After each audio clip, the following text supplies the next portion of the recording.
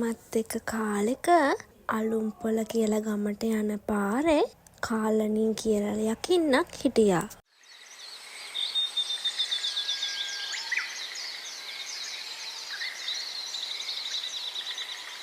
ඉතින් ගමේ හැමෝම හැමදාම එහෙට මෙහෙට ගිය මේ කැලෑ පාරේ මේ වගේ යකින්නයක් අරක්ගෙන ඉන්නවා කියලා ගමේ කවුරුත්ම දැනගෙන හිටියේ නම් නැහැ.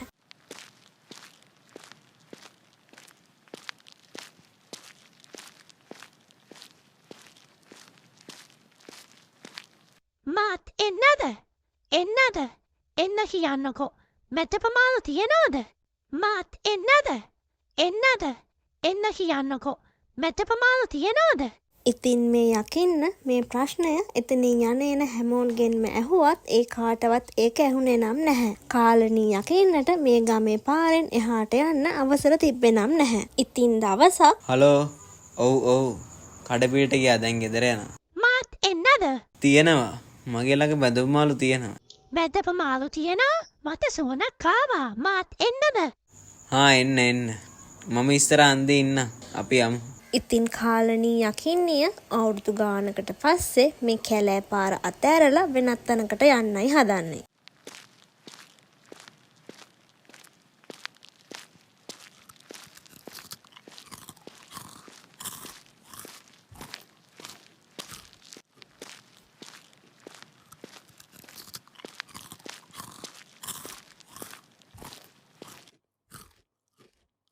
ඉතින් මේ කිසිම දෙයක් නොදන්න අමර කාලනීවත් එක්ක එයාගේ යාළුවා එනකන් හන්දියේ බලාගෙන හිටියා.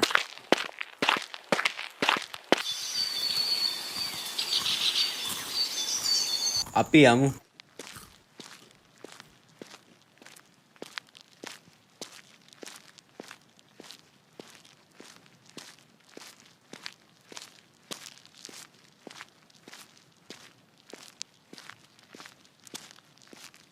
තාත්තේ බැදපු මාළු ගෙනාවද? ගෙනාව. මෙන්න. ඉඳ ගන්න සමන්ත.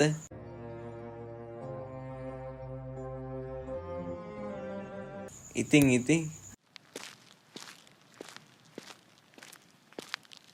තාත්තේ මේකේ මාළු නෑනේ. තියනවදුව හොඳට බලන්න මම ගෙනාවා. ඉතින් ගෙදර එන මග මේ කාලනී යකින්න බෑග් එකේ තිබ්බ ඔක්කොම බැදපු මාළු ටික කාලා තමයි තිබ්බේ.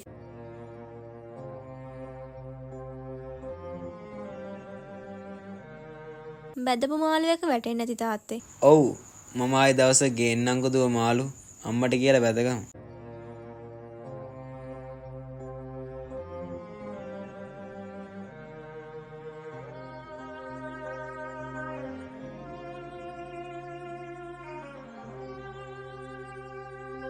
ඉතින් මේ යකින්න මේ ගෙදර අයගේ පස්සෙන් ඇවිද ඒ ගෙදරට වෙලාම ඉඳගෙන ඒ ගෙදර උයන කෑම හොරාට කන්නත් පුරුද්දක් කරගෙන හිටියේ පෙරේත කමි. අනේ මන්දා ඊයේත් හට්ටිය අවුස්සලා පූසෙක්වත් ඇවිද්ද? අම්මා තනියම එහෙම හිතුවේ කුස්සියේ අවුස්සලා තියෙන හට්ටි දෙකලා. අම්මේ මම සෙල්ලම් කරනවා. හරි දුව මම රැට යන්න යනවා. පරිස්සමින් දුව ඈතට යන්න එපා. නෑ අම්මේ ගෙදර මිදුල ඉන්නේ. ගෙදර මෙදලා සෙල්ලම් කරනවද හොඳ වැඩක් කරන්නම්කෝ එහෙම හිතපු යකින්නියත් දුවගේ පිටිපස්සෙන්ම මිදුලට ගියා.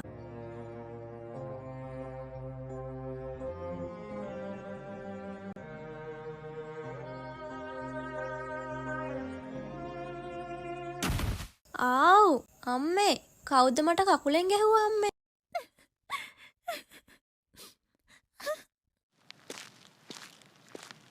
මොකද දුව? අනේ අම්මේ මම සෙල්ලම් කරද්දි මට කවුද කකුලෙන් ගැහුවා? එහෙම වෙන්නේ කොහොමද? මෙතන කවුරුත් නැහැනේ. හරි ඒක ඔයාගේ හිතේ ඇති වෙන්නේ නැති. දුව දැන් ගිහින් ඉඟ හොද ගන්න. නෑ අම්මේ ඇත්තමයි මම කියන්නේ.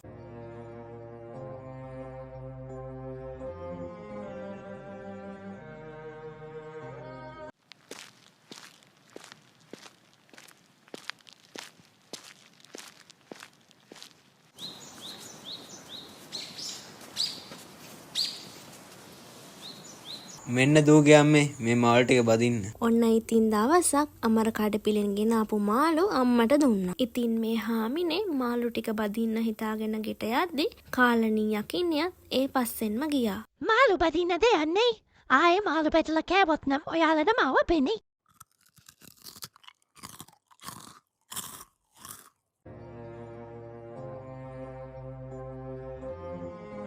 ඔන්න ටික වෙලාවකින් කාලණී යකින්නියව අම්මට පේන්න ගත්තා. මේ මොකෙක්ද මේ?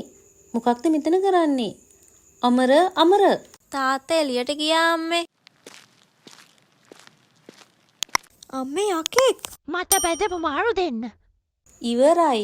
මාළු ඔක්කොම ඉවරයි. මට නම් බයයි අම්මේ. අපි එළියට යමු. දැන් තාත්තා එයි. ඉතින් මේ අම්මයි දුවයි තාත්තා එනකන් බලාගෙන ඉන්නේ බොහොම බයෙන්. අන්න තාත්තා එනවා අම්මේ.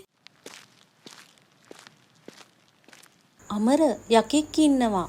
යකෙක් මොනවද කියන්නේ? මට තේරෙන්නේ නැහැ. කුස්සියේ බිම ඉඳගෙන යකෙක් ඉන්නවා අමර. ඔයාගෙන මාළු මම බැද්දා. ඒව ඔක්කොම ඒ යකා කාලා. තව මාළු දෙන්න කියනවා. අපි දැන් මොකද කරන්නේ? මට නම් හරිම බයයි. විශ්වාස කරන්නත් බෑ. මම බල්ලා එන්න. ඉතින් අමර කුස්සියට ගිහින් බලද්දි මේ යකින්නිය බිම නිදාගෙන හිටියා. ඉන්නවා. කෑ ගහන්න එපා. මම පූජකතුමා හමු වෙලා ඉක්මනින් එන්න. ඉතින් අමර පූජකතුමා හමු වෙන්න හිතාගෙන ඉක්මනින් ගියා. පූජකතුමා. අමර ඇයි මේ කලබලේ? ඉතින් අමර ගෙදර වුණ විස්තරය පූජකතුමාට පැහැදිලි කරා. එහෙමද? යමුකෝ බලන්න. කවුද මේ ගෙදර අය බය කරන්නේ? ඵලයන් මේ ගෙදරින්. මාව යවන්න දාවේ. ඒක නම් කරන්න බැරි වෙයි. ඒ මොකද?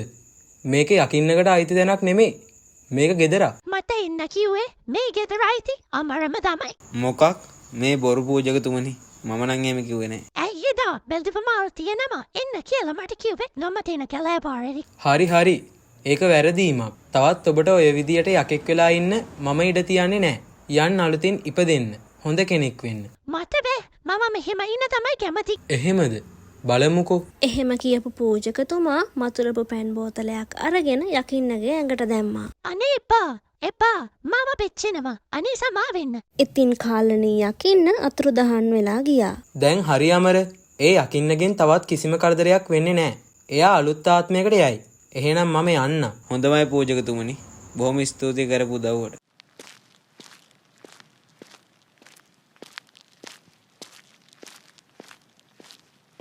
දූලගේ අම්ම රසට එළවලු බතක් හදන්නකෝ.